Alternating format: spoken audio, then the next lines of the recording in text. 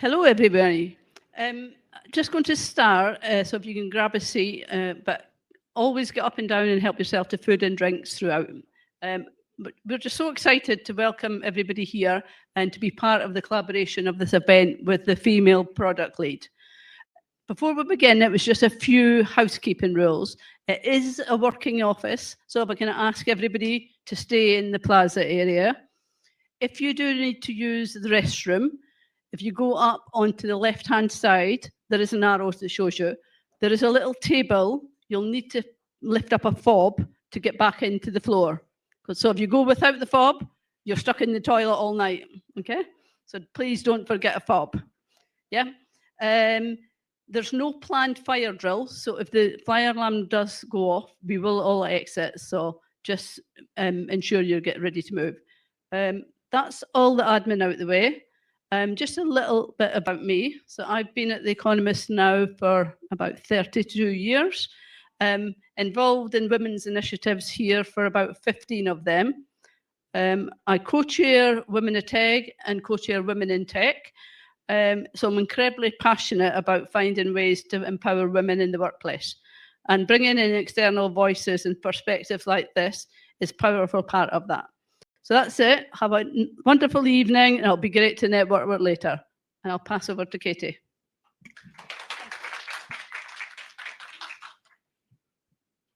Wonderful. Thank you. Thank you so much for coming. And I'm really excited about tonight. But I'm just going to do a couple of minutes to talk about the Female Product Lead.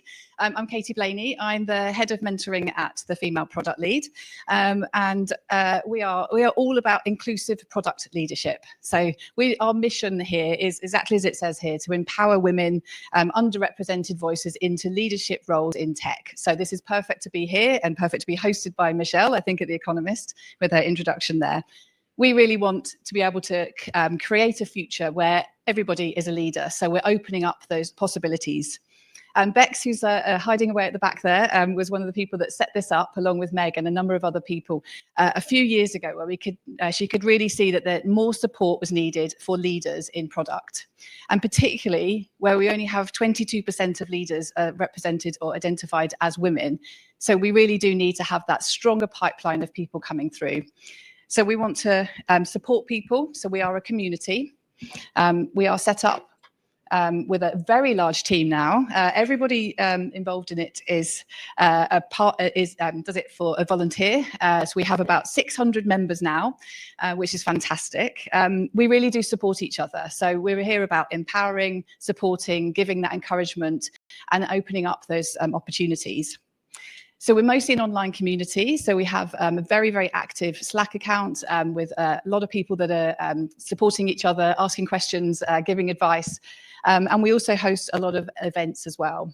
We are a not-for-profit, so we are a community interest company, which means that everything is free and everything is run by volunteers, which means that events like today are only possible because people give their time, give their effort to make sure they happen. So the next couple of events that are coming up are here. We'd love more people to come and join them. We have, I think I heard that we've run a physical event every month and then a few online events every month as well. So a huge amount to get involved in. Today was obviously made possible from Michelle, so thank you so much, and Leah for helping get the tech sorted tonight, and also Creation Recruitment, who made this event possible too. And a huge thanks as well to our speakers. So we have Mette, Katie, Fanula, Kerry and Emily, and also to the Female Product Lead team who've also been making sure today runs very smoothly, and a huge spread of cheese, which I'm sure everybody's excited about. And sorry to everyone online who doesn't get the cheese. So today we're going to talk about how we can turn our hormonal superpowers into a real strength. So turning it away from being a negative position, actually turning those things that physically and mentally happen to us are actually a strength and a superpower. So I'm really looking forward to what we're going to hear today. We're going to have, first of all, Mette is going to do a lightning talk for us for about 10 minutes, which will be fantastic. So I'm going to pass to her next. And then we'll move on to the panel. So we'll have a good discussion from the panel, and then time for Q&A after that as well. So thank you very much. Hopefully you all enjoy, and I look forward to the whole session.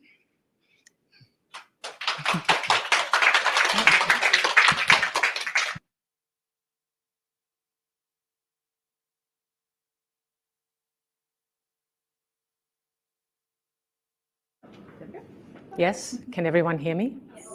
Great, excellent. So thank you for the introduction, and I'm so excited to be here today to share a bit about Yume with you all. But before we dive in, I just wanted to give a quick shout out to my co-founder, Anjali, who is also with us here tonight. As you can see here, we go back. We have history, as they say. And so during our time together, we've had the good opportunity to design some pretty cool things for a lot of exciting clients over the years. Now we are building Yume together, putting co-creation at the heart. So we're building with women for women. So before I talk a little bit more about Yume, I wanted to share a little bit about myself. So full disclosure, I'm 52, as you can see here. And I'm at the very, very tail end of perimenopause. And I'm not going to lie to you, it's been a ride for sure. Although I've not suffered from the more classical, quote unquote, traditional symptoms like brain fog, irregular periods, and hot flashes, I've most certainly grappled with some gnarly symptoms over the years.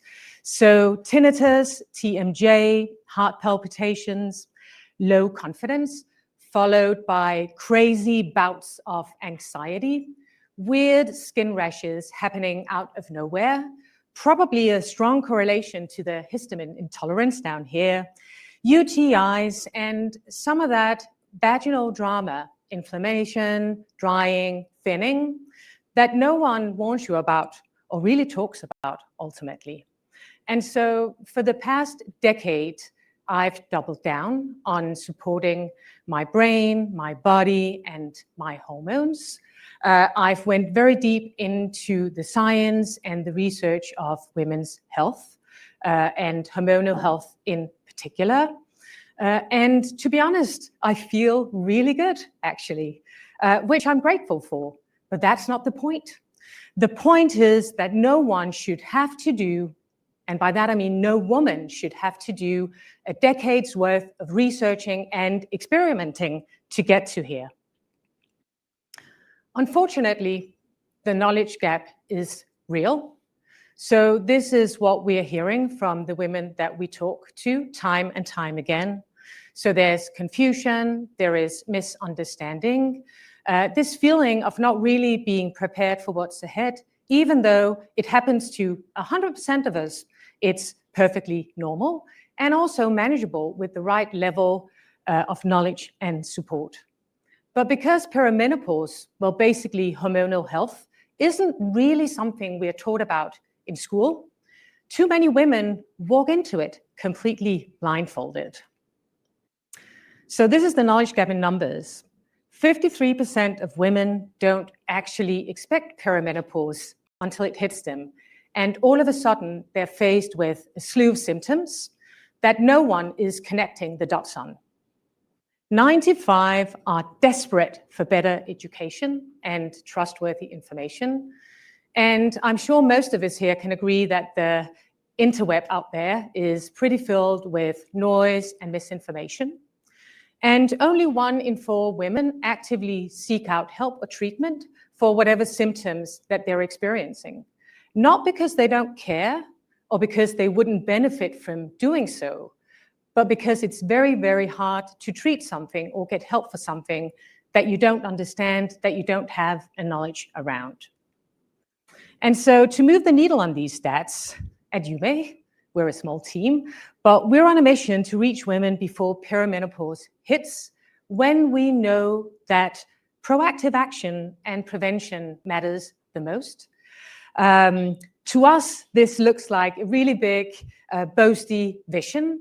So in an ideal world, we would like to enable 1 billion women across the world, globally, to press play, not pause, on their hormonal health, regardless of what age they have or what stage they're at.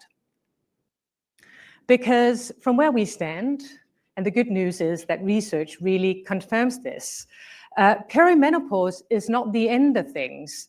It's actually a 10 to 12 year window of opportunity.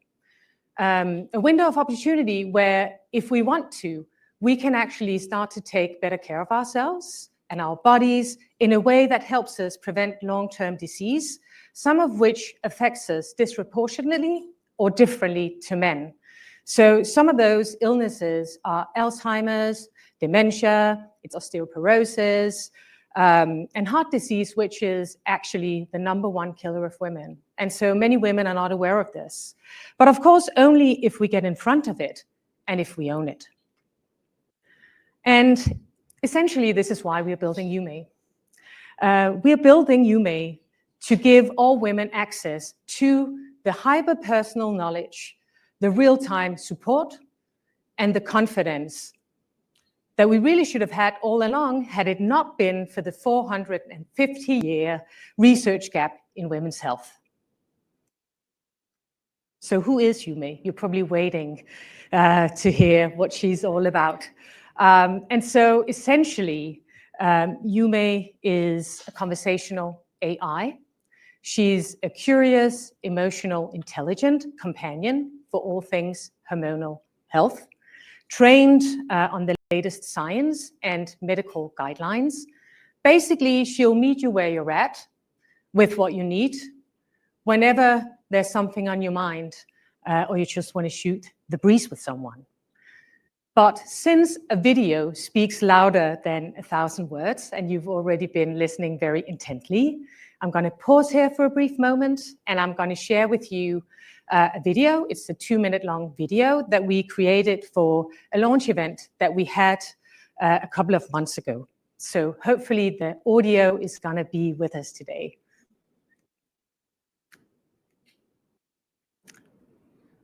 Let's see.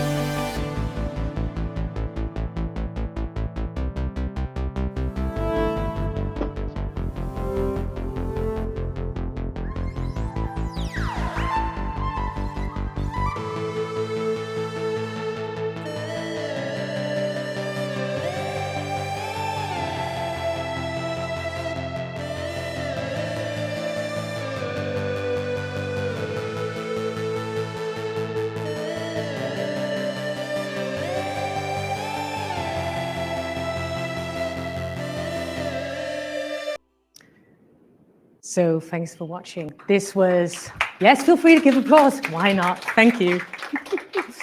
So this was UME in action. Coach, wing lady, science geek, all rolled into one. And in a nutshell, really, she gives you the power to understand your body signals, to learn everything about hormonal health in a way that works for you, so that you can get clued up on any and all symptoms, whether you're starting to noticing changes or not, and you just want to get ahead of what awaits, so that you can own your hormonal health, take action early, and protect your long-term health and ultimately live your best life for longer. At Yume, we call this the power equation. I know that many folks say, well, knowledge is power, but fundamentally, we think that knowledge in conjunction with the ability to take confident action in a way that works for you, regardless of where you're at with what you need, that's real power. So even though perimenopause is mandatory, suffering really never should be. Now, as I said in the beginning, we are co-creating Yume with women. And our founding community, the ladies who are helping us train Yume and also shape Yume, by that I mean the product. Currently, it's 100 women strong. And so we've already done 2 rounds of closed beta, but if all goes according to plan, we're hoping to run a 3rd round before Christmas with a view to be launching on the app stores in the new year, which of course we're super excited about. And so if you're so inclined, if you feel like you're ready to press play on your hormonal health and would like to follow along on our journey, help us shape Yume, sign up and get early access. Basically, that's all for me. So thank you so much for listening. Thank you. Thank you.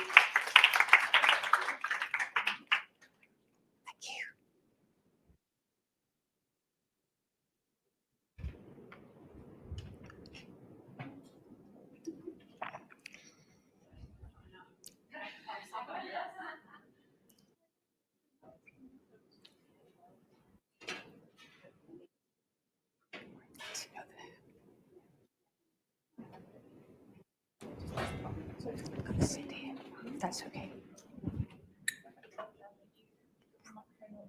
Can we switch this off? Yes. Yes.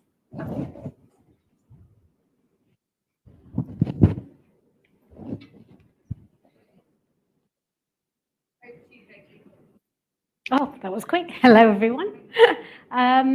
Right, well, thank you, everyone, for having me back here today. I'm going to be moderating this fabulous panel. Obviously, it's a real privilege to be invited back, so thank you for having me. Before I introduce you to this amazing panel, I want to give a quick, brief introduction to who I am and why I'm here. And I'm actually very emotional after your talk about Yume, and I'll tell you why, and I'll try not to cry. I feel I'm at the end of my work life, which has spanned 10 years in terms of hormonal work life.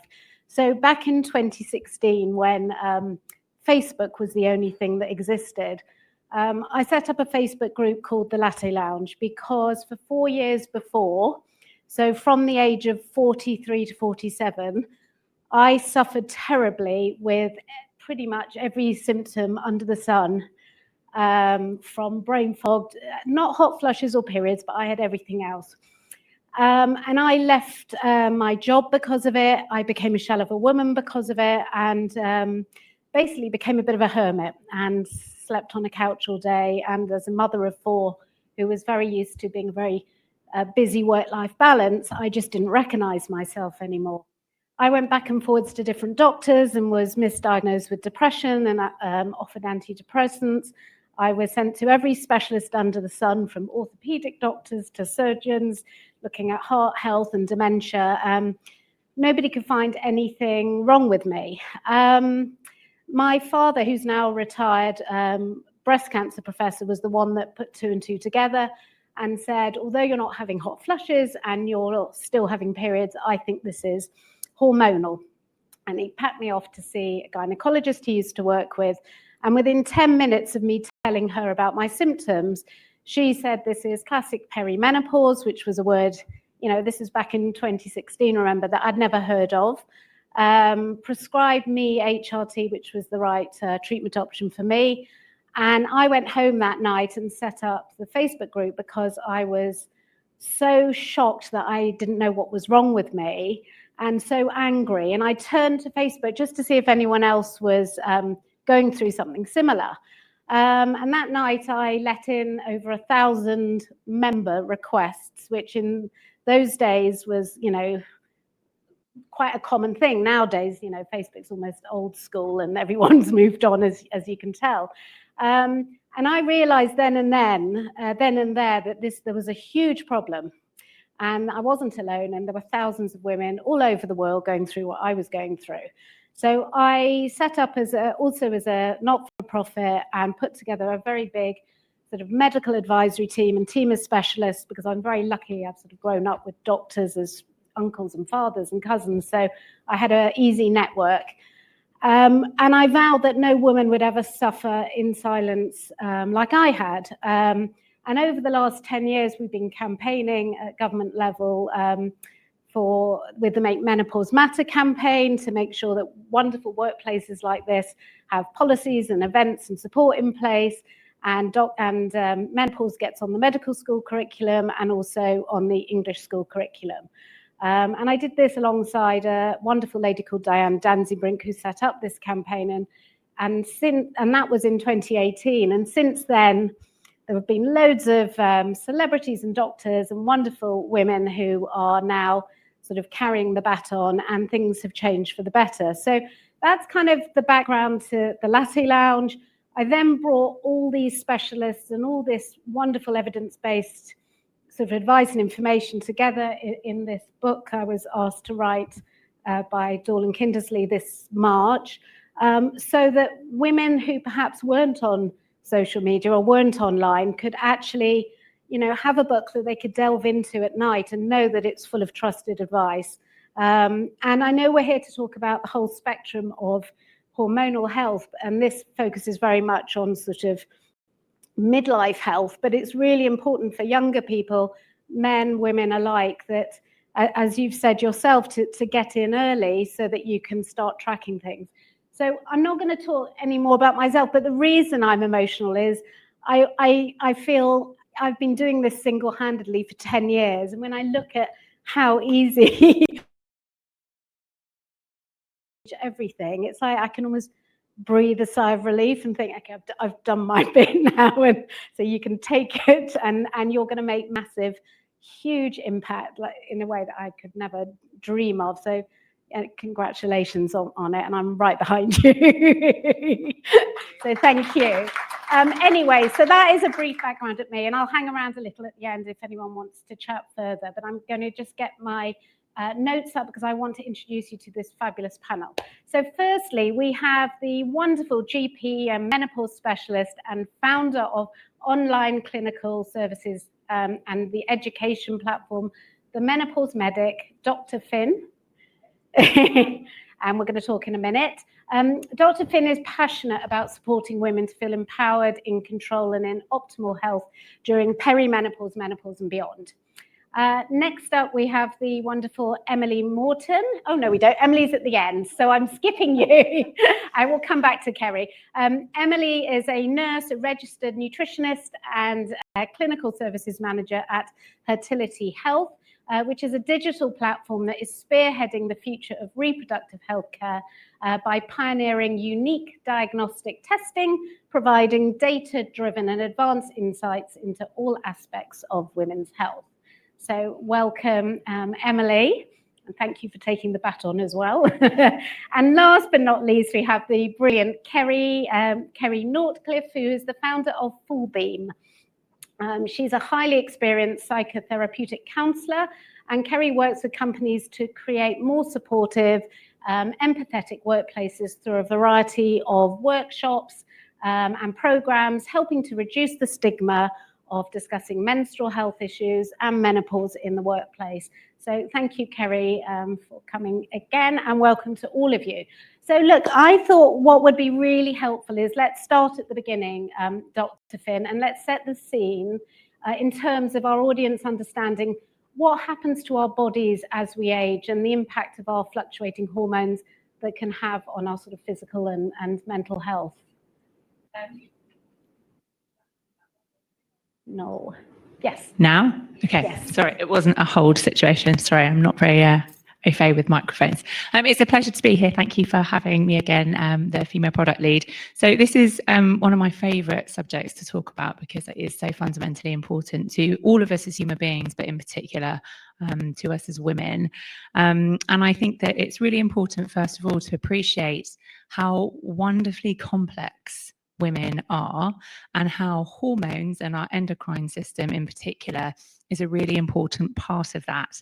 So all of our hormones are very strong, powerful chemicals within our body, created in one organ. So in the, is that making a really bad noise? Just carry on. Let's try this one. Yeah. I'll get rid of that one. Hello. Any better? Okay. Oh, sorry about that. Yeah, so they're really powerful chemicals produced in one part of our body that will influence every single cell in every other organ system of our bodies. And so we have lots of different hormone systems that all sort of work within our internal environment and with each other for our bodies essentially to find this kind of internal equilibrium when we've got lots of other stuff externally going on outside of our body. Our body is very good at kind of finding that internal equilibrium. And I like to think of it a little bit as like a symphony orchestra. And every single part of your orchestra sounds brilliant on its own when it's working on its own. And actually, it all sounds so much better when it's all playing really beautifully well together. But you get somebody in the horn section who's not playing along to the same tune, and actually the whole thing sounds absolutely awful. And the same thing can be said of our endocrine system. So when everything's working really well, our beautiful female biology can work really, really well. But when our ovaries start changing in terms of their function and our ovarian hormone levels start to become less predictable or fluctuate quite wildly, then it can mean that that whole orchestra starts to sound a little bit less good. And the manifestations of that can be felt throughout the entire body because our estrogen, progesterone and testosterone, as well as some other important hormones produced by the ovaries, impacts our entire biology. And in particular, has a very strong effect on our nervous system function. So there's a very strong connection between our endocrine system and our neurological system. And, you know, perimenopause represents a very substantial neuroendocrine transition for women. And I think that we're only really starting to uncover that, you know, in recent times. Interestingly, actually, there was some research published this week about the impact of stress on female reproductive hormones, and a research group at the University of California in San Francisco have actually imaged ovaries and how stress causes changes in the nerve endings within ovaries. And so the more stress you experience throughout your lifetime, it can have a really sort of important influence on your female hormone health. So what's happening as we age? Well, we're born with a finite set of follicles in our ovaries, and as we move through life, we lose follicles on a regular basis. And at some point in life, we're going to get to a stage where there's a critical number of those follicles, and we're no longer able to conceive naturally, potentially, or as easily. But also, if we've got fewer follicles in our ovaries, we're producing less of those ovarian hormones with each menstrual cycle. And that's when perimenopause starts. I think historically, we didn't really recognize perimenopause. I think we recognize it more now, but even now we still think of it, or if we recognize it at all, we think of it as a kind of short spell of time before menopause starts. And menopause is the point at which we've exhausted our ovarian reserve. We don't have any follicles left. We're not producing estrogen, progesterone, testosterone from the ovaries any longer. And the changes to our ovarian hormone levels starts really from, you know, our adolescence. When we start having menstrual cycles, we're having this beautiful kind of rhythmical or cyclical change in those hormones that helps us to survive and helps us to live and thrive. We can all experience that quite differently. And I think that understanding what's happening to us biologically can help to inform us and empower us to live lives with our hormones rather than like against them. And I think that that's an important thing in terms of harnessing those hormonal superpowers. And I think, I mean, what might be helpful is if you could explain a little bit about how, I mean, I know we're talking about the whole spectrum, but in terms of perimenopause and menopause, how women can get the right diagnosis and obviously understand what they're going through, and also what sort of treatment options both medical and complementary? So I think this is a big part of the problem. And like you said, Messa, one of the biggest problems is people don't understand what's happening until perhaps they're in a crisis situation, at which point actually you may have missed some of that window of opportunity. So it starts from a point of understanding, and it starts from understanding your menstrual cycles before you've even reached perimenopause. And so I think any opportunity to track either your emotions, your physical symptoms, alongside your menstrual cycles if you're having them, or if you're not having menstrual cycles, just tracking those symptoms anyway to kind of recognize when things feel normal for you versus when they don't feel normal for you anymore, gives you an insight into when to go and seek help or when to seek advice and support. I would say a really helpful default is to go and speak to your doctor, but I think we all know that that isn't necessarily the most accessible thing to do, and actually you don't always get the information that you need when you go and speak to a clinician. So having really trusted evidence-based resources that we can all access from the comfort of our lounge on our mobile phones is enormously helpful, and things like UMO I think is going to really revolutionize that. I also think going to trusted resources like the British Menopause Society or Make Menopause Matter websites, etc., can be really helpful, and indeed your book, Katie.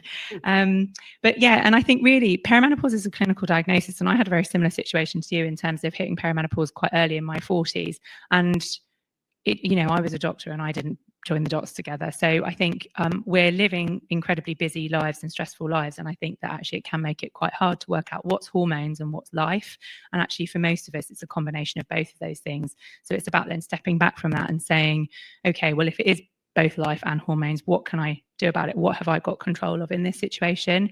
And the easy wins are things like your nutrition, your sleep, your rest, the movement that you do, the supplements that you potentially take or not, and the support that you lean on, and the advice that you take, and the community that you build around you. I think that talking to other women, sharing your stories with other women, we're very good at kind of lifting each other up. And I think that that's where it has to start.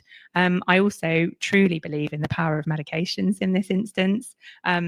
And whether that's hormone replacement therapy, or whether it's actually using hormonal contraception in perimenopause, for example, which might sound a little bit off the chart, but actually it can be really valuable, or even using things like antidepressant or anti-anxiety medications. They shouldn't necessarily be leaned on as a first line option, but if actually you've got tremendously difficult depression or anxiety symptoms as part of your perimenopause, then antidepressants, anti-anxiety medication can be literally a lifesaver. And certainly if you've got a background of things like PMDD, premenstrual dysphoric disorder, and then you hit perimenopause, it can literally be the most disastrous feeling, and actually using things like antidepressants can be enormously valuable in that instance. But don't be afraid to ask for help, and I think it's really important for everybody not to feel shame or stigma about wanting to seek better health for themselves. And we know us better than anybody else knows us. So if you can understand and tune into what your body is telling you, I think sometimes we think really negatively about big mood swings or rage or anger or all of these sort of things,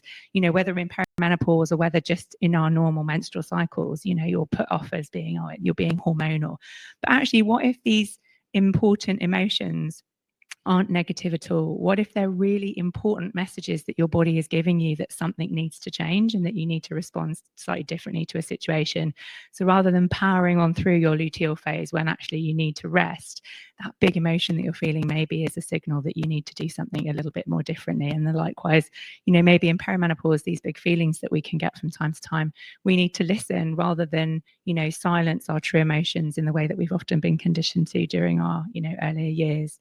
And, don't take no for an answer. If you don't feel like you're well, or you feel like that your life or your health could be optimized and improved, keep pushing for more answers, keep looking in different places, because you will find it. Eventually, you just got to trust your instincts on things, I think. Absolutely. And we are going to talk in a minute about tech and the power of community, and also the impact on work, and also kind of reframing this whole conversation in a more positive way, so we don't frighten everyone off and everyone goes home miserable. But before we do, I just want to pick up on one more thing you said, Dr. Finn, and then I'm going to move on. In our Facebook group community, and we've got about 26,000 women who I treat as if they're my own children, which is why I'll be so grateful for what you're doing. But we get a lot of women who come to us who have recently been diagnosed with ADHD.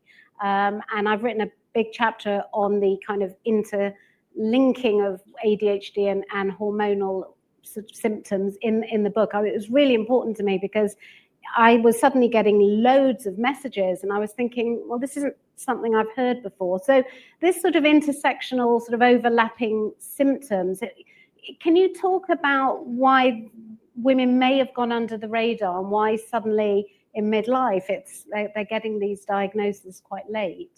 I think the answer to that is really complicated, and I think in many ways comes down to a sort of cultural, societal thing, but also a misunderstanding of what it is that's going on. And I think that as girls and young women, a lot of us are encouraged to shut up and put up and silence what it is that we're experiencing because it's an inconvenience to society and to culture as a whole. And actually, I think what's really interesting is now looking at some of the statistics, about 80% of women who have PMS or PMDD diagnoses actually have an intercurrent diagnosis of some sort of neurodiversity, so autism or ADHD, for example. And so have we just been misdiagnosing autism and ADHD as PMS and PMDD for the last few decades? Very possibly. I mean, PMDD wasn't even a diagnosis until about 15 years ago. So I think it's been under-recognised. I think as women, we're often encouraged not to complain and not to raise it as an issue. And I think it, some of the dysfunction that we can experience as neurodivergent women we have a very great potential at compensating for it and for masking it during our earlier life, but ultimately it's a change or a difference within the nervous system in terms of how the nervous system functions. To just go back to my point about perimenopause being a really substantial neuroendocrine transition, and hormones, and in particular our ovarian hormones, being potent chemical messengers to our nervous system. If you've got a sensitive nervous system and then Mother Nature pulls the plug on some really important regulatory chemicals in the form of estrogen, progesterone and testosterone, then you've got a really toxic sort of mix of dysregulation of that nervous system, which is why so many of those symptoms can manifest so much more prominently in perimenopause. So things like emotional dysregulation, cognitive dysfunction, brain fog, burnout is really, really common in this group of women. Absolutely. And we hear from women who are self-soothing with alcohol, with binge eating, with drugs, suddenly having never, touched anything. And I think, Kerry, as there's a lot of women, and not just in midlife, younger women in their 30s who are just starting a family perhaps and have got aging parents to worry about, and the hormones are not playing, ball as such. And you've got this whole raft of responsibilities. A lot of us sandwich generation women, we do burn out, and it can impact on our relationships and our work home life. I mean, I was a perfect example. It literally was like everything fell apart. So I just wondered, maybe if you can also share your own personal journey, if you don't mind. And also, I really want to reframe it as not a midlife crisis, but a sort of midlife reinvention, because I think we need to understand that once we know what's going on and we get the right help and support, actually it can be a really great time of life to be a woman, no matter what age you are. Yeah, 100%. And I think that sometimes acknowledging the negative can actually make you turn it into a positive. So, for example, and this is at any age, this isn't something that you have to wait till for midlife to get control of, but it does tend to, at the moment, tend to be midlife when people come to this realization. But actually, I'd advise anyone to recognize it literally from being teenagers and school children. I think it should be taught more in schools for women particularly, to not necessarily default to being people pleasers, because what you're describing about that burnout is often coming from not recognizing your own needs and not recognizing your own emotions. And so what I often say to people is, because I am a classic people pleaser, and it was only for me in midlife when I went through, it was actually early menopause, so it came from like late 30s, early 40s. I got massive anxiety, just didn't have the capacity. Oh, sorry, is that better? Yep. Oh, there we go. Sorry. I'm just screaming at you. So it was only then that I realized that me being a massive people pleaser was actually doing myself a disservice and actually burning me out in the workplace and at home and everywhere. And I wasn't able to do what I could do for everyone. So I had to put those boundaries in place, but it shouldn't get to that stage. And so really it's acknowledging that, yeah, if you're a people pleaser, remember that you're a person too. So you have to think about what are your own needs and what do you need to emotionally support yourself, emotionally regulate, asking for help and seeing that as not being a failing on your part, that you can't do everything. Because, we're often given this message that we should be able to do everything. And especially when it comes to hormonal health, because it is something, if you're having a period every single month, there's something in your brain that goes, but this happens every month, so I just need to crack on and get on with it. But actually, it's hugely important for us to recognize our own needs, recognize our capacity to be able to do things, and when we need to say no, and be able to ask for that support that we had, as Dr. Finn said, whether that be, from an individual like friends, family, support networks, whether this be from an institution or medical support or emotional support, whatever it is, it's recognizing what we actually need ourselves. Absolutely. And you sort of touched on it, but the power of community is so important. And I think that's why, organizations like what Yumi Health is doing, the female product lead is brilliantly doing.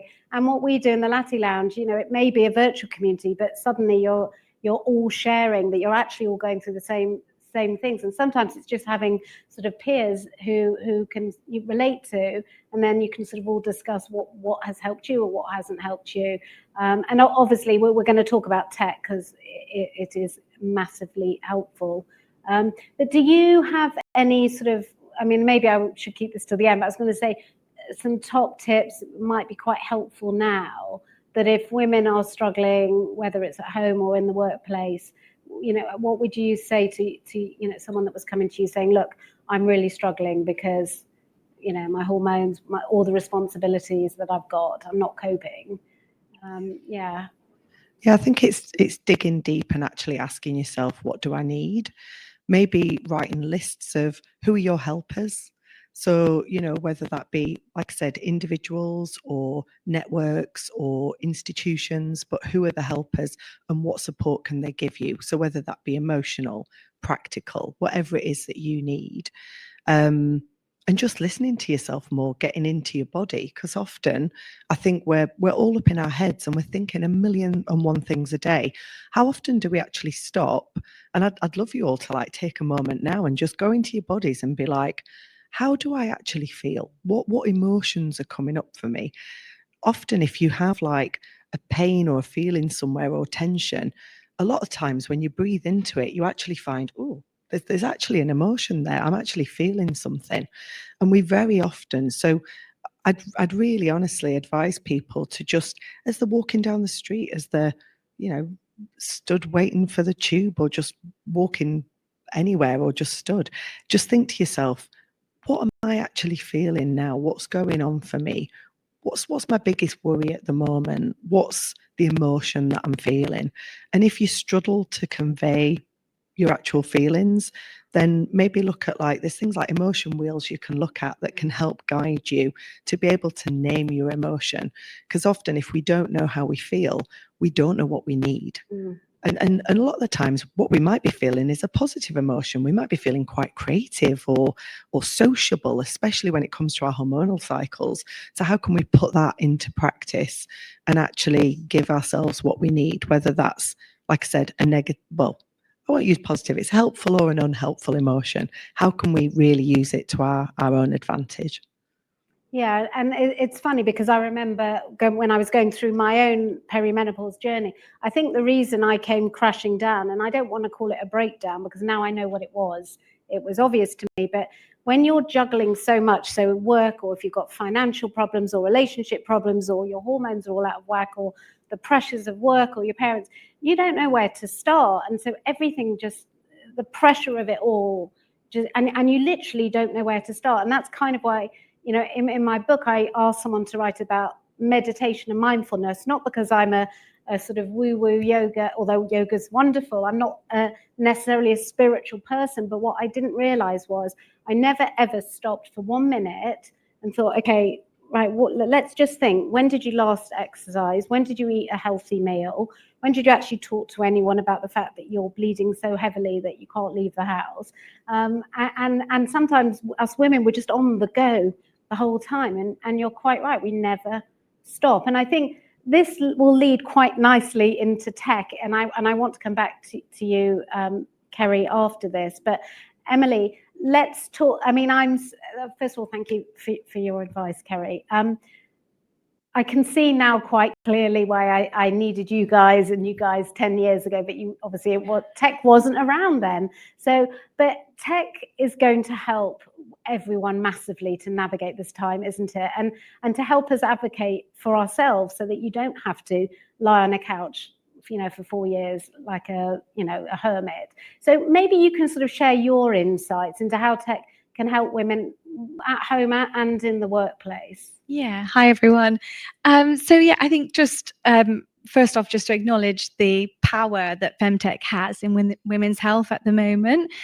So like you said, in terms of advocating for yourself, so just even in the sense of if I went to the doctors and they asked me when was my last menstrual period, if I didn't track my period and I didn't have an app, I honestly just wouldn't know. But also being able to track your symptoms and figure out what's good for you. Generally speaking, Finn, you mentioned about PMDD. If you want to take your symptoms to the doctor, really you need to be having sort of 2 or 3 months worth of symptoms in there in order to take that to the doctor to get really good insights. But we know in women's health that it is chronically been understudied, underfunded, and actually what's now happening in the world of femtech, and actually we know that 50 million women worldwide are tracking their cycles via an app. We are getting all of this amazing data and insights that is just funding research in the world of women's health, and we just don't have that data. And in addition to that as well, thinking about marginalized communities as well. And we know that in terms of women's health research and research in general, that communities such as Black women, Asian women, and ethnic minority communities are often left out from studies as well. So this way, these people are being included in these studies. So hopefully in a few years' time, we're going to have, we are already getting great insights, but I think it's a very exciting area for sure. But what I'm going to talk a bit about is how you can use the tech and tracking your cycle in terms of, I guess, manipulating it slightly through lifestyle and nutrition, and how that can help with mood and productivity at work. So just thinking about the menstrual cycle as a whole. So just thinking about the start of your cycle. So you've got menstruation. So at menstruation, it's your period, you're bleeding, you've got prostaglandins that are increasing. They're responsible for those cramps that you've got. Generally speaking, anti-inflammatory foods, so things like oily fish and omega-3s are really beneficial in reducing those prostaglandins. But just going for a wide variety of different colored fruit and vegetables is really key, just to reduce that inflammation that's as a result of the prostaglandins. Then also just thinking about, because we've got blood loss, we've then got iron losses. So thinking about at the start of the cycle, actually, it's a good idea to be thinking about getting good sources of iron in through the diet. So red meat, beans and pulses, nuts and seeds. Also, it's not just for not thinking about kind of in the young years, but also if we are reaching a stage of perimenopause as well, and we are starting to get irregular cycles, maybe even less frequently, but they can be more frequently, and they can also be heavier as well.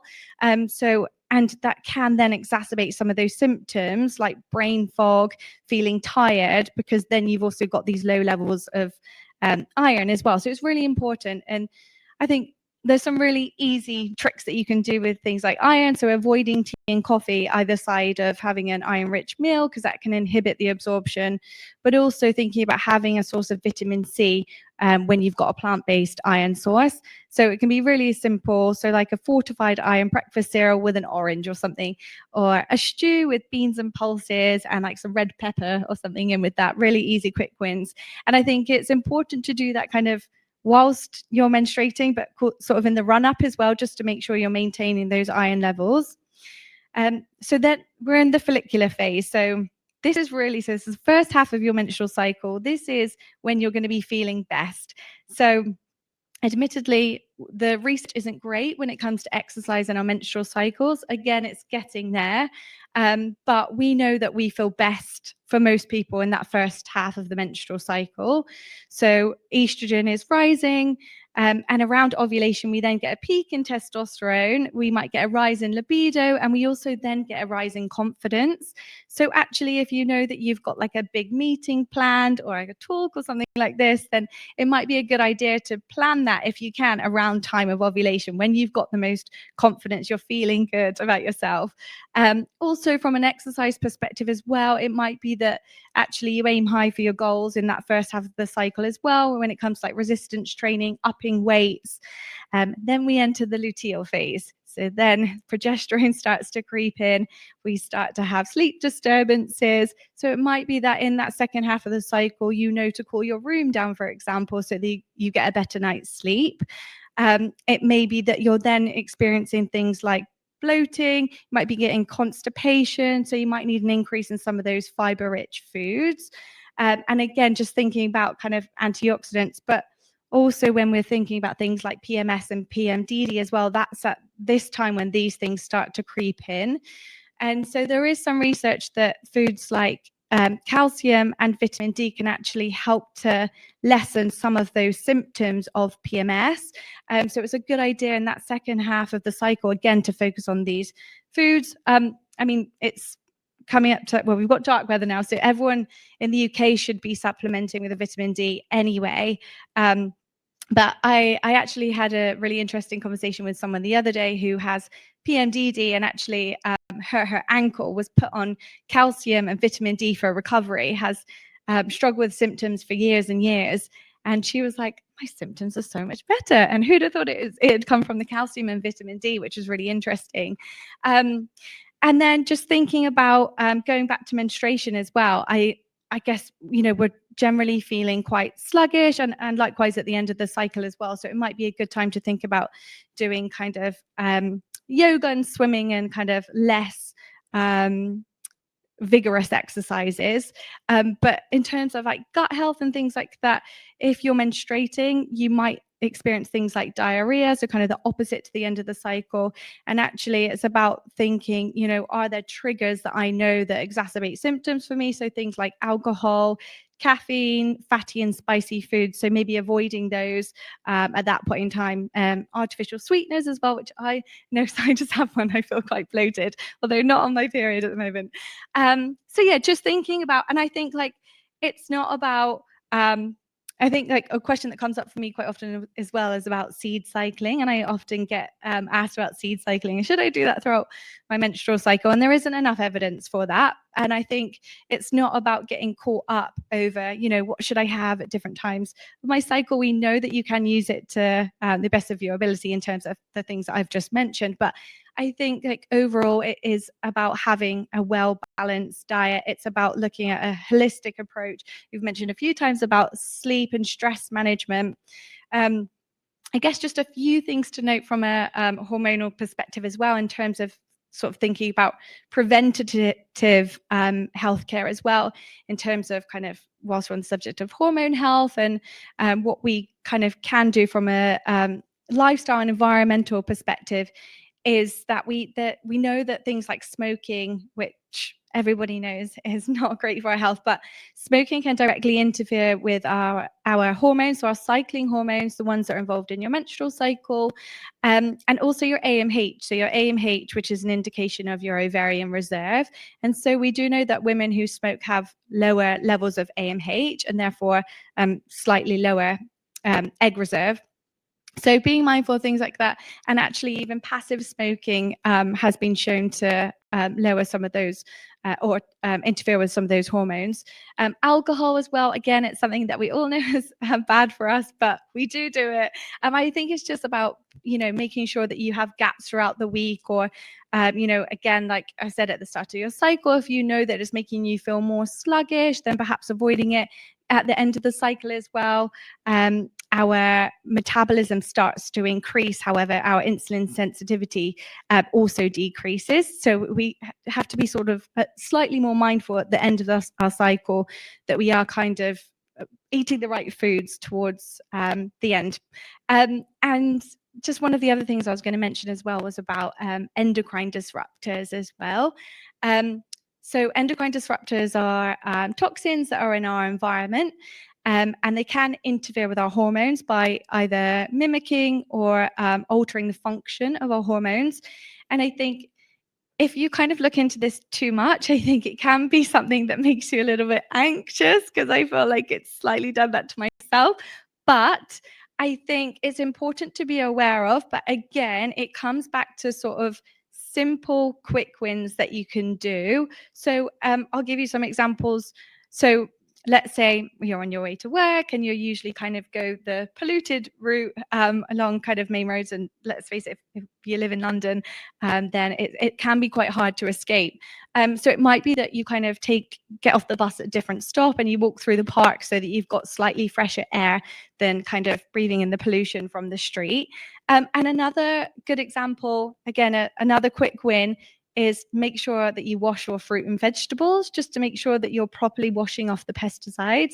I have to tell my parents this every single time that I see them, and they think I'm being a bit woo-woo, but there is evidence for it. And so, and again, it just comes down to the pesticides. And another great example is if you are taking lunch into the office, perhaps pop it in a stainless steel or a glass container as opposed to a plastic container. Go for kind of the BPA-free alternatives, and just avoid, popping things like plastics into the dishwasher and heat it. Like if you bought a soup from the shop or something, don't heat it straight up in the plastic container. Pop it into a bowl first.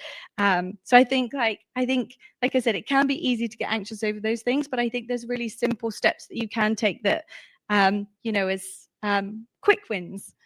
Well, I mean, thank you, Emily. That's pretty amazing. And actually, I was looking again at the title of tonight's talk and about the word superpower. And actually what you've shown, and I feel like such an old lady now sitting here listening to you guys, but we had none of this information or tech, when I was sort of going through periods. And I've got a 28-year-old daughter myself who's gone through horrendous fertility, and thankfully I can say she's now pregnant. But when I look at my journey versus her journey and how tech has helped her with community, with support, with evidence-based information, I think the next generation are really set up for a much easier ride than us and our parents' age. And I think the word superpower, you guys have shown that it's about empowering ourselves. There is so much we can do. I mean, if I had horrendous period pains, and I don't mind sharing, I overshare everything. I had a miscarriage, I had a hysterectomy, and I self-soothed with chocolate, with cakes, with biscuits. I refused to exercise, and I used to lay under a duvet because there was no one to talk to. There was no information out there. I had no proof. I couldn't say to work, I went through this because of this. So, hats off to everyone who's working in tech and carrying this baton in such a positive way. And I really do recommend that everyone, obviously downloads Yume and looks at the amazing work Fertility is doing as well. And I just very quickly, because I want to get on to some Q&As so that we give everyone the chance to ask a few questions. But, so many women I hear from really struggle at work. I had to go into work the day after a miscarriage and pretend everything was fine. After a hysterectomy, I carried on and got on with my life when all I wanted to do was nothing. And I think where tech comes into play, and also normalizing these conversations, is so important in the workplace, isn't it? And I just wondered if we can very quickly, Kerry, maybe talk about what's on offer now in terms of things like the new, employment bill and how employers can be, other than doing amazing talks like this, how they can support women to stay in the workplace and be well, because the cost to the economy for not doing that, I mean, it's a no-brainer, isn't it? Yeah, definitely. And I think, historically, due to sometimes societal, cultural reasons. It's been very taboo to talk about anything to do with periods or menstrual health at work. It's seen as, work's work, and that's something that's out of work. It's embarrassing, but it shouldn't be. It's something that we all go through. So, workplaces are starting to realize that, 51% of their employees are going to be going through different things. The Employee Rights Bill, which we're still learning more about because obviously it's not been released yet, but that's looking like it'll mean that in 2027, workplaces with more than 250 employees will have a responsibility to show exactly what they've done. So rather than it just being like, showing data, it's actually going to be quantitative and qualitative information about what are you doing to make sure that you are promoting gender equality. So they'll have to be a lot more transparent when it comes to, wage discrepancies, but also literally what are they doing to support people, in menstrual health. So hopefully that will help people that are going to work and suffering with endometriosis, adenomyosis, fibroids, and having to, go in, month out, and try and give their best performance when they're really suffering with something that can be completely debilitating. And so hopefully that will have, a say on that.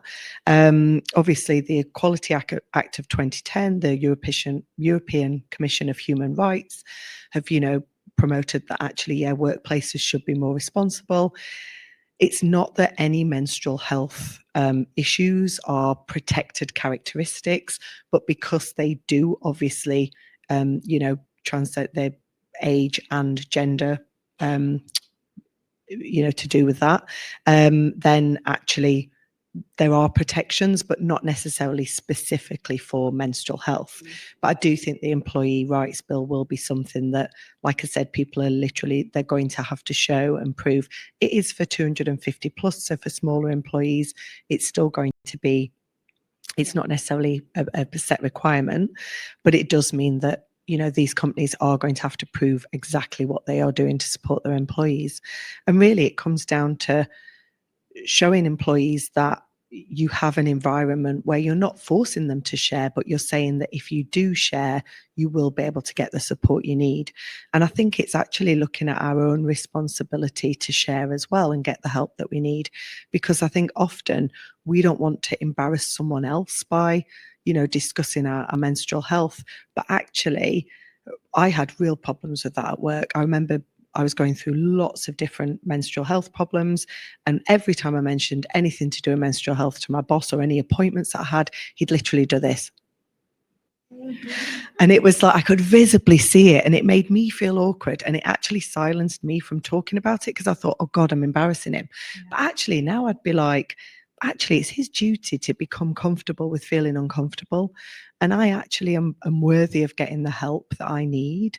And so I think it's really important that we do that to empower ourselves and be like, look, that's actually a you problem that you feel uncomfortable around this, and recognizing our own discomfort, because I didn't feel comfortable talking about that. I grew up in a household where my granddad would be like, oh, period ads on TV.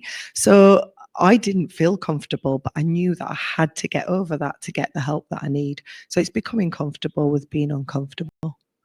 And I think, we do a lot of talks for corporates where we advise on menopause policies, or just having like a menopause champion, that's someone that knows, like having these sort of conversations just in smaller groups so that there is someone to go to and have these conversations. We've only got about 10 more minutes, so I do want to open up the floor to Q&As, and then I might come back to you all, if that's okay, to possibly leave everyone with kind of one top tip on anyone that's starting out, either in their perimenopause or menopause journey, or just their hormonal health, what sort of top tip of advice you might leave them with. But I think if it's all right, if anyone has any questions, obviously, please ask, and if not, I'll go back to the panel about anything.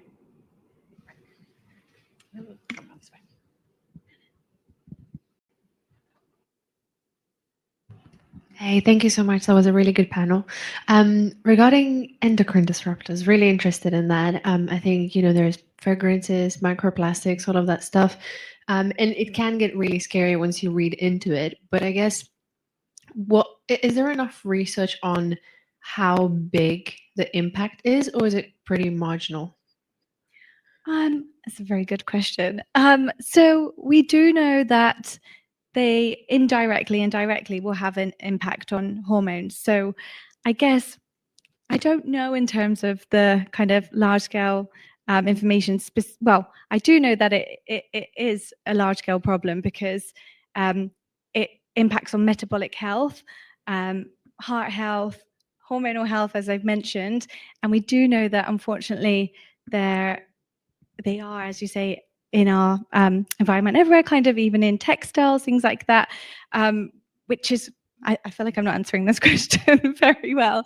I guess I can't pinpoint you one exact study, but I know that we do have lots of data in this area. Sorry, I feel like I've answered that very badly. No, not at all. Dr. Sorry. Larson, do you know any more about it? Because I'm interested too. So I don't think there's any high quality sort of meta-analysis level studies. There will be lots of observational studies. I think there's lots of like biological feasibility studies, but I think the issue is so vast that I think it is very difficult for any singular research group to actually look at the whole piece in detail. And I think it's very likely that it's one of the reasons why the current generation of women experiencing perimenopause, menopause, PMS, and endometriosis, any of these hormone health conditions, are experiencing it earlier, more severely, etc., because we're a generation of women who have lived through microplastics and processed foods and lead in the environment and all of these sort of things.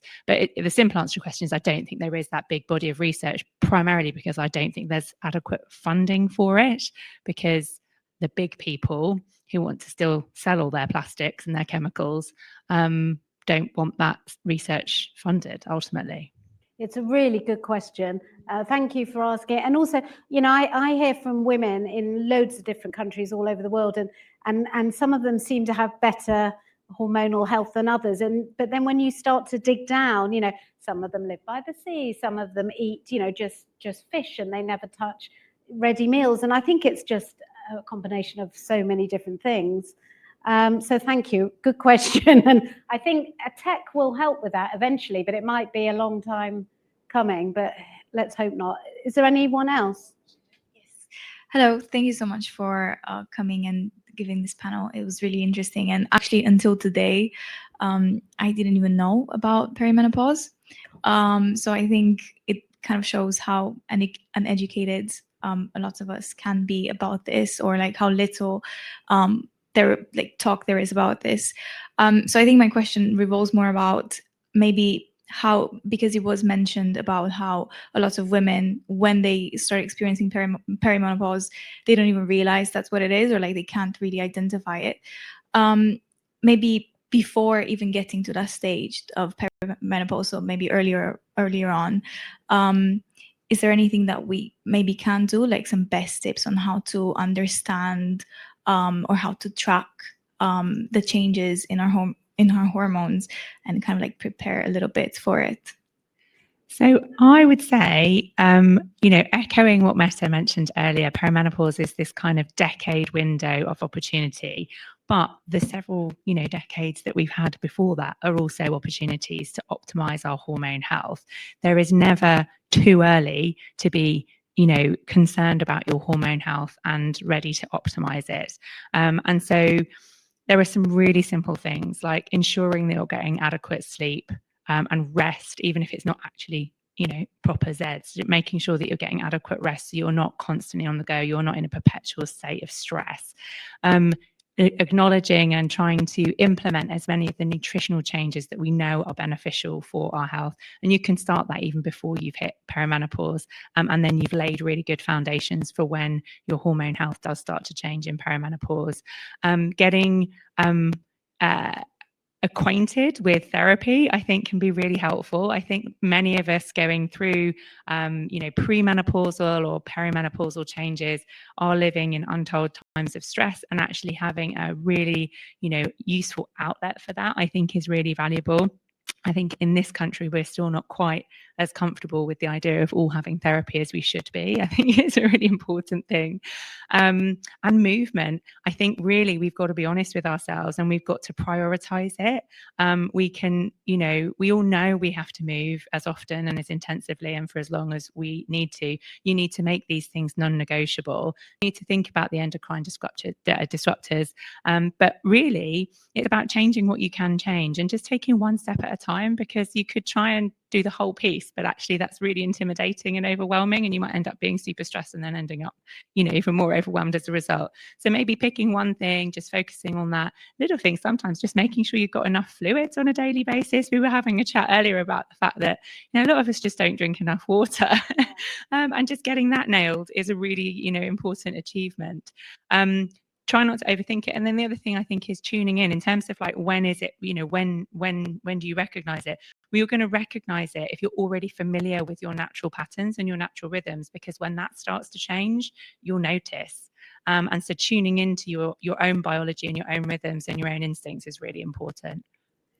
And also, thank you, a very good question. And I'm not going to embarrass you by asking you your age, but for anyone that is already, perhaps in your early 40s and starting to feel, maybe perhaps a bit rubbish. It'll be on all the apps now, but we have a downloadable symptom checklist. And actually, by having that in front of you and saying, oh my God, yes, that's me. And then sort of saying, okay, well, I am feeling all these things. So therefore there is this reason. And I promise you, I'm not here to push my book, but I wrote this book for you so that I can stop not you personally, but everyone, so I can stop doing what I've been doing for 10 years, because it's the Bible I wanted to have, and it links everything together and it brings all the experts together. So you can dip in and out and find out maybe there's something in there that you can relate to, and that can be where you start. And I think, it is scary, isn't it, Kerry, going to a doctor.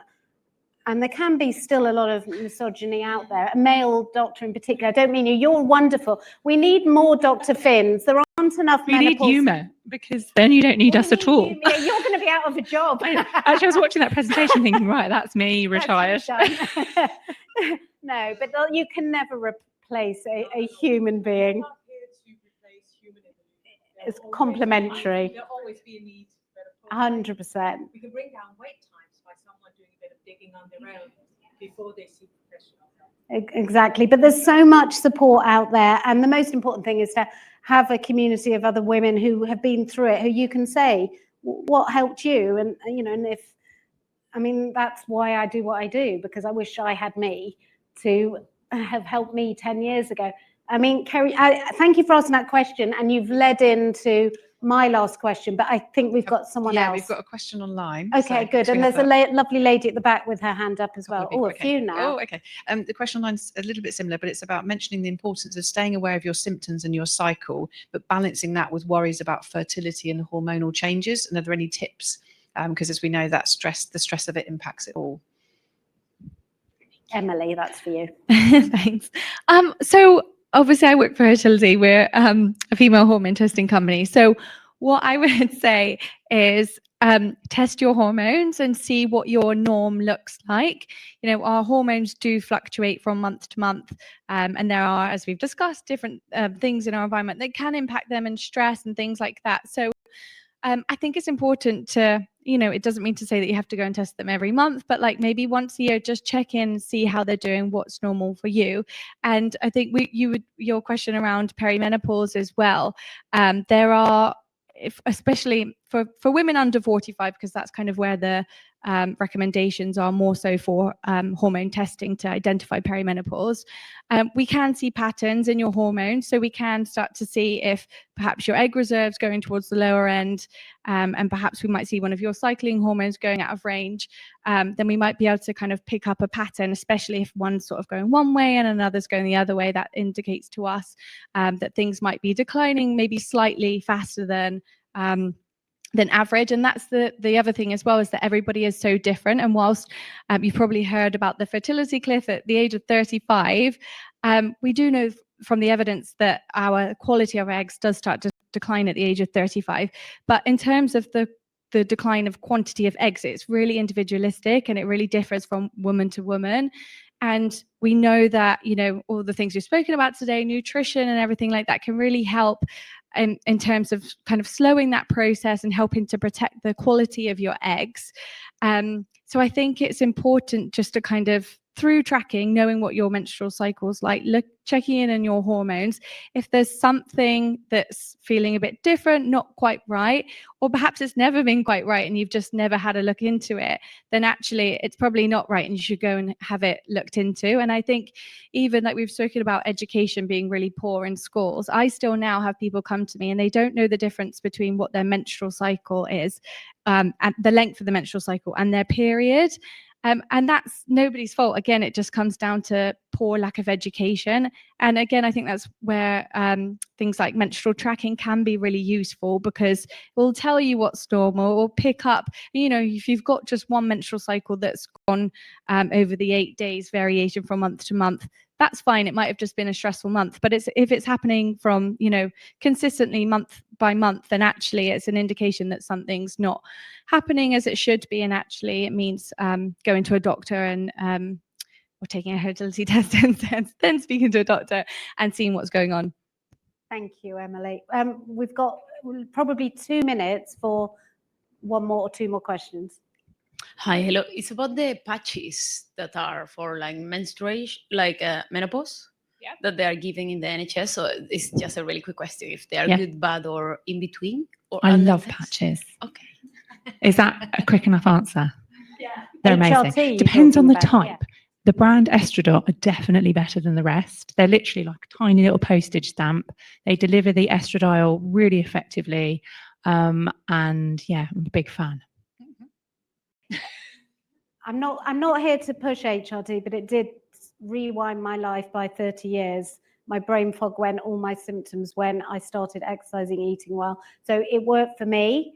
And I think as part of a really healthy lifestyle, it may be the thing for some women that they're missing. And also there's lots of evidence that it helps with osteoporosis, reduces things like heart disease and other illnesses. Yes, sorry. Oh, where are we? I can't see. Yes. Oh, this one, and then I promise you're next. Lady in pink after. Hello. Oh, sorry. Fine. That was loud, wasn't it? I'll move that slightly away. There we go. So I think question has been partially answered, but there's a lot of push from the individual to learn about things and go and find tests, that kind of thing. I was wondering, because there are some common tests that start to happen at certain ages, such as mammograms, that kind of thing. You get invitations. I was wondering if there's any talk or any discussion around maybe a standardized hormonal test for women when they reach a certain age that they're invited to, and they can get some insight periodically once they, you know, kind of like hit 45 or something like that, and start to see some insight as to what they can do about it. So there's not that within the NHS at the moment. So there is an over 40 health check that most women we should all be invited to when we turn 40. And then we're able to access on a regular basis through the NHS. But that doesn't include a test for hormone health. And primarily because everyone's hormone health is going to be very, very different. But the Menopause Mandate charity have worked, quite sort of consistently at a government level to try and get that 40 plus health check to include questions about hormone health. And so when you go for your smears every 3 years, the nurse to ask you about your hormones and your periods and to give you a steer if you then, might be somebody who benefits from having some individualized testing. But at the moment, it's not part of routine NHS screening. But that doesn't mean to say you can't access it, through either a workplace sponsored, healthcare package or something similar. Going back to what we were saying earlier, and monitoring your own data and what's normal for you is very really helpful in the context of hormones. And don't be dismissed, because when I went to the doctor at 43 to 46, a lot of different doctors, they kept saying your bloods are fine. Well, they go up and down all the time. And over the age of 45, I think I'm right in saying that symptoms are enough to go by. You shouldn't be struggling. So if you're struggling, you need to be taken seriously. And the BMS website has all the British Menopause Society specialists that you can hopefully access NHS and private, although it comes down to a cost issue, Yeah. unfortunately. So NHS services are obviously funded by the state, and in terms of the NICE guidelines surrounding who should have what screening at what age, it comes down to whether there's a cost benefit analysis to it, and they have made the decision that hormonal testing isn't something that has a cost benefit to it, and so it isn't something that's like a standardized package or part of standard care. But do go for your mammograms, do go for your smears, and do your poo test when it comes in the post. God, I've just got mine. Yay! I've just got mine and I haven't done it. Thank you. Yes, sorry to keep you waiting. I hate microphones. I'm dyslexic, so I hope I will make my point. First of all, thank you. It's a really great panelist and great information. I have a few questions. The first one, I went through, now we have 7.5 million waiting list in the NHS to see a specialist. And we go for answers, and we don't have answers, and every case is unique. So you have a great experience with HCTR. I have the worst experience ever in my life. Yeah. I rejected. I can't do anything that is not organic and is prefabricated. Yeah. So there's no test which tell us how the hormones are doing. And we here informing people say, just listen to your body. And we're not, and all the studies that have been done is for men by men. There is no studies from women and for women. Yep. So my question is, why we need, based on your community and recommendations, why the things that doesn't apply to everybody, how we guide the rest? Because I'm building now an application where, based on my own experience, where I went to the NHS for finding answers because I was suffering from an hormone imbalance. Yeah. And they say you have nothing. Yeah. Still neglected. Yeah. So still in the gaslighting. And without any tests, they say you have menopause, which I didn't have. And send me HCTR, which was even worse. Yeah. And then I decide, okay, I need to build an app. We need to help people to understand their signals and their body. Yeah. So based on that information, and we have a doctor, is like, how can we know that what they are telling us is effective? I mean, it's a really... There is no blood test. There's nothing, no lab that will tell us what if the hormones are high, or at least in my case, they send me the HDR without any blood test or anything. Yeah. So very quickly, because we are running out of time, and it's a brilliant question. First of all, I'm sorry that you have personally struggled. And what we always say is everyone is an individual. There is no, out of the 26,000 women in our community, no one is the same as me. No one's experience is the same. You have to have an individualized, evidence-based, non-biased conversation with a great doctor like Dr. Finn. If only we could duplicate you, and we can maybe through you, but you can't. I'm not saying my experience is going to work for you. It obviously won't. We have to be treated as individuals, and that's why the work of fertility and UME and all this tech is absolutely vital, because we're all being treated like we're cookie cutters. We're not square. We're all square pegs trying to fit into one round hole. And I think you've hit on a brilliant point. Because I have to wrap up, I'm going to ask all three of you, and let's start with Dr. Finn. If you've got someone who's really not coping well and HRT is not for them and they're getting dismissed or gaslit, what would your one piece of advice be, or two? So I've already said it actually in many ways. And I think that it goes back to that point I was making at the very beginning about how tremendously complex female biology is. That is the crux of the issue. We can't treat all women, and we don't have a finite answer that applies to everybody, because we are too wonderfully complex and different, and our lived experiences have all imprinted on us, on our biology, and therefore means that the response or the treatment or the plan that we need is going to be specific and individualized to us. But understanding what's going on inside and listening to that, and continuing to push in exactly the way that you did. You didn't find solutions in the standard places, so you've created a solution. Am I right? It was a little bit difficult to hear, and I really applaud you for that in the context of what sounds like, severe suffering and difficulty.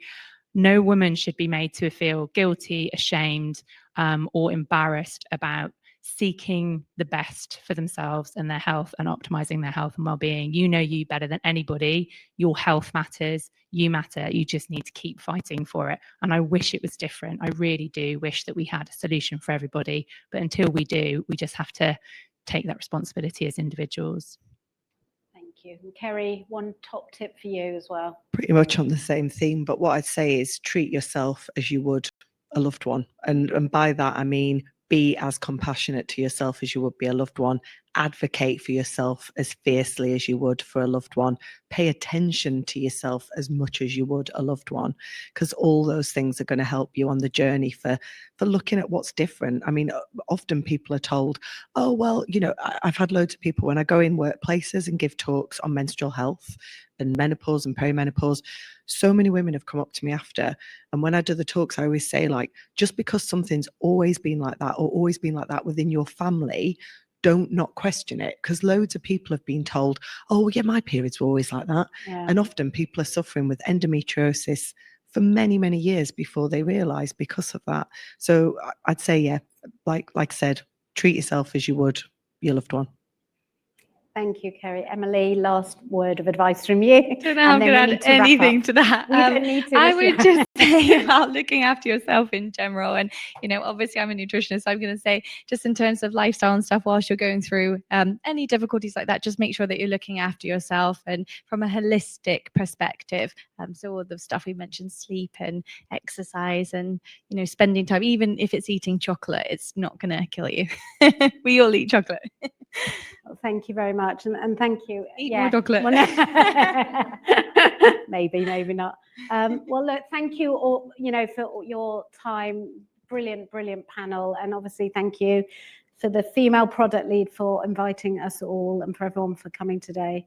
I hope it's been helpful. And you can, I shouldn't say this, but if you want to join the Latte Lounge Facebook group or email the hello email, what I've done for the last 10 years, and I'd like to stop eventually, is to just signpost women on. So, someone like you will come to me all the time, and I will just signpost you to the right people, the right resources, the right tech, and I won't leave you alone, because I didn't want to be left alone. And it might be killing me acting in the way I do, but, no one should be alone. And yeah. Oh, and I'm not the PR for the BBC, but watch Riot Women and it will cheer you all up. It's bloody brilliant, and it's about a group of menopausal women who join a rock band and struggle with all sorts of midlife. And so I want to leave you with that, because it's positive, and I was watching it yesterday and I felt a bit seen. So there we go. Thank you. And thank you, Katie, as well. Huge round of applause. Yeah, thank you for all of you. Thank you, Katie, for hosting that amazing discussion, for everybody for getting involved, asking questions. And if we'd love to hear your feedback for more events like this. So, and yeah, hope you've enjoyed and do hang around and finish the cheese board and, and have some wine. Now we've got one potential last speaker. Yes. So we have a lovely Garima here, who is the founder and entrepreneur of Roller Coaster. So just want to lift her up and amplify her voice and give her 2 minutes just to talk about her amazing product. Thank you. That's amazing. Thank you so much, first of all, for the opportunity. This is very last minute and impromptu, and I haven't prepared anything. But I think a lot of the foundation has been said of what I do and what I'm building by the amazing panelists. And the focus on nutrition is something that I'm carrying away. So I'm going to tell you a little story. It's just going to be 2 minutes. 2 years ago, my life changed. Unfortunately, I was diagnosed with brain tumor. And I was affected emotionally, mentally, physically, but also hormonally. I started getting hair on my chin, on all the wrong places, and lost a lot of hair on my head. My cycles were debilitating. My cramps were awful. When I went to the GP, among all the other things that he said, he also said, change your diet. And at first, I felt gaslit because how could possibly all the things that I'm complaining be related to nutrition? But turns out there are 3,000 plus studies that prove the impact of nutrition on our hormones. And I did my research. I went digging in for the last 1 year. I looked at supermarkets and the aisles, but not a single product exists that nourishes women's bodies. Most of the healthy snacks are geared around performance, muscle, and macros, completely disconnected from us, and which is why I decided to build Roller Coaster for the monthly highs and lows of what we go through. If you actually look at a women's hormonal graph, I'm sure you will know it is like a roller coaster. So what we do is we make snacks. 90% women in the UK report period cravings, and making something that tastes truly delicious but also delivers was the goal that I was chasing. So we make protein bars. They're not ultra processed, 100% natural ingredients with pumpkin, flax, sesame seeds, with a micronutrient mix of vitamin C, B6 for hormone support, all the good things. Our philosophies, ingredients you can pronounce. So if you can't pronounce it, we don't have it. It's truly a product that I've put in along with women's health experts and nutritionists who've made it for the follicular and the luteal specifically, because I think when men make products for women, it's a one-size-fits-all approach. And I really wanted to what Emily was saying, that we need different set of nutrients in the first half for estrogen support and in luteal for progesterone support. So that's exactly what we've tried to do. Do meet me after I'm done speaking, because I'd love for you guys to sign up. That's the only one way where we can prove that women do need snacks made for our body. I think we all say, let's take space, and but let's also take space at the retail shelves where there's not a single product made for us. So thank you so much for listening so patiently. Thank you for giving me the opportunity once again. Absolutely love the fact that I can talk about this and feel so safe sharing such a vulnerable story. And thank you once again.